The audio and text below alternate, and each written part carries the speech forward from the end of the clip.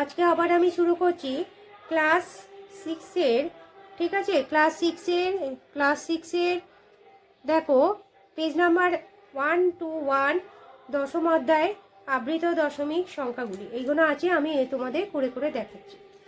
এখানে কোনটা শুদ্ধ কোনটা মিশ্র এইসব দশমিকগুলো আমাদের করে দেখাতে হবে, কোনটা শুদ্ধ কোনটা মিশ্র, তাই তো? এটা আমাদের যদি করে দেখাই তাহলে দেখো, এটা আমি প্রথমে লিখলাম 0.54, এটা মাথায় আবৃত দশমিক, এগুলোকে আমরা বলি। এখানে নিয়মটা কি দেখো, আমি এটা নতুন ধরনের বোঝাচ্ছি। এখানে প্রথমে 54 লিখবো, 54 বাই আমি শিখিয়ে দিচ্ছি এটা কটা, যে কটা দশমিক আছে সেই অনুযায়ী আমাদের একটা 9 বসবে। একটা 9-এর জন্য, একটা দশমিকের জন্য একটা 9, এর মাথায় আবার একটা দশমিকের জন্য, আবৃত দশমিকের জন্য, এটা আবৃত দশমিক বলে, আর একটা 9, তাই তো? এটা দাঁড়ালো। এবার যদি আমি এটা স্মল করি, ছোট করি, তাহলে আমাদের কত দিয়ে যাচ্ছে এটা আমাদের দেখতে হবে। 3 দিয়ে যাচ্ছে, 3 একে 3, 3 আসতে 24, তাই তো? এটা আমাদের দাঁড়াচ্ছে 3 তিরিকে 9, 3 তিরিকে 9, তাহলে 3 4-এ এই 3 6 18, 3 11 33, এটা দাঁড়াচ্ছে তাহলে 6/11। তাহলে এটা আমাদের শুদ্ধ।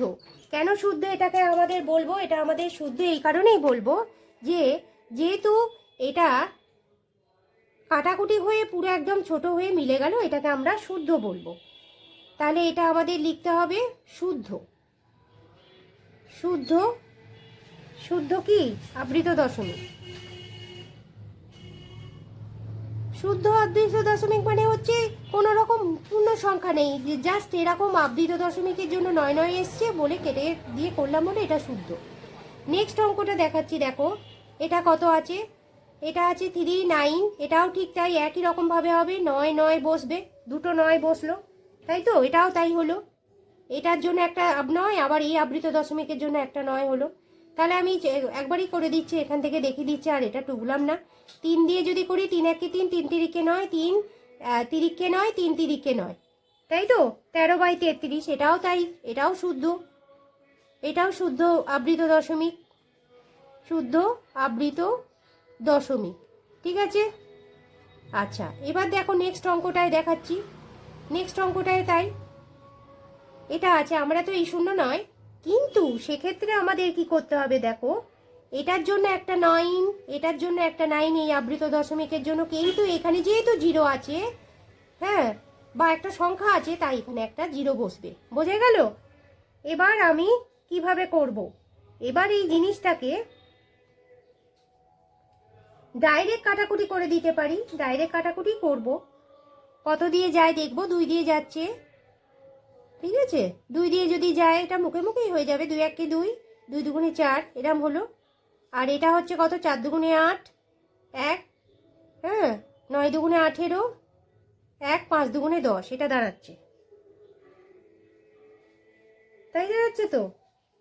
আবার দেখো 2 12 দুগুণে 24, আর এটা হচ্ছে 4 দুগুণে 8, 8 1 9 দুগুণে 18, 1 5 দুগুণে 10। এবার 3 দিয়ে যায় কিনা সেটা দেখতে হবে। 3 দিয়ে প্রথমে দেখি, 3 একে 3, 3 একে 3, 1 3 6 18, 3 5 15, হ্যাঁ 3 দিয়ে যাচ্ছে, 3 4 12, তাহলে 4/165, 4/165। কিন্তু আমরা এটাকে শুদ্ধ বলবো না। কেন বলবো না? যেহেতু এখানে একটা সংখ্যা আছে, এখানে দেখো কোনো সংখ্যা ছিল না, এখানে একটা সংখ্যা আছে, তাই আমরা এটাকে মিশ্র বলবো, মিশ্র আবৃত দশমিক। এইখানে যেহেতু এই আবৃত দশমিকের আগে একটা সংখ্যা আছে, তাই এটাকে এইভাবে করব। বা আর একটা নিয়মে করা যেতে পারে, আমি এই ধাপটাকে এখানে দেখাচ্ছি করে। দেখো এই যে জিনিসটাকে লিখলাম, এটা 24 লিখবো, এই 0টা লিখবো, যেহেতু এখানে একটা সংখ্যা আছে, এখানে কিছু নেই। এখানে যদি সংখ্যা থাকতো সংখ্যাটা লিখতাম, যেহেতু কিছু নেই তাই 0 লিখলাম, বাই 99 লিখবো, 990 লিখবো। বোঝা গেছে? তবে গিয়ে আমার এইটা হচ্ছে, কেন আমার এইটা থেকে এটা বিয়োগ করলে এটাই আসে, এটা দেখিয়ে দিলাম। এবার নেক্সট অঙ্কটা দেখাচ্ছি। এটা আবৃত দশমিক এখানে আছে, তাহলে 69/99, আর কিছু নেই, 69/99 আছে। ডাইরেক্ট কাটাকুটি করব, দেখবো কত দিয়ে যায়। 3 দুগুণে 6, 3 তিরিকে 9, 3 তিরিকে 9, তাহলে এটা হচ্ছে 23/33, এটা শুদ্ধ আবৃত দশমিক, এটায় কোনো রকম মিশ্রর ব্যাপার নেই। এরা এই জিনিসটা করতে হলে মিশ্র হয়। তাহলে 23/33 এটা হচ্ছে মিশ্র, এটা না, এটা হচ্ছে শুদ্ধ, শুদ্ধ আবৃত দশমিক, আবৃত দশমিক। এবার এই জিনিসটাকে দেখব করে, এটাও 9 এটাও তাই, এটাও আর কিছু করার দরকার নেই। কাটাকুটি করলাম 3 দিয়ে, 3 তিরিকে 9, 3 একে 3, 3 তিরিকে 9, 3 তিরিকে 9, 31/33 এটাও শুদ্ধ। হ্যাঁ, এটাও শুদ্ধ আবৃত দশমিক, আবৃত দশমিক। বোঝা গেল? অঙ্কগুলো করে করে দেখিয়ে দিলাম, ঠিক আছে? আচ্ছা, এটা 4/25, এটা হচ্ছে মিশ্র, এটা মিশ্র লেখা হয়নি, আমি লিখে নিলাম মিশ্র আবৃত দশমিক, আবৃত দশমিক।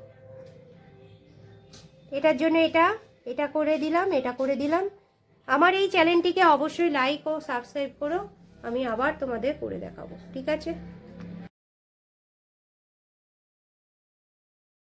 যারা আমার চ্যানেলটিকে সাবস্ক্রাইব করেছো তাদের অসংখ্য ধন্যবাদ, আর যারা করনি তারা আমার চ্যানেলটিকে অবশ্যই সাবস্ক্রাইব করো। আমি তাহলে তোমাদের নতুন করে অঙ্ক শেখাতে আরও উৎসাহিত হব, ঠিক আছে?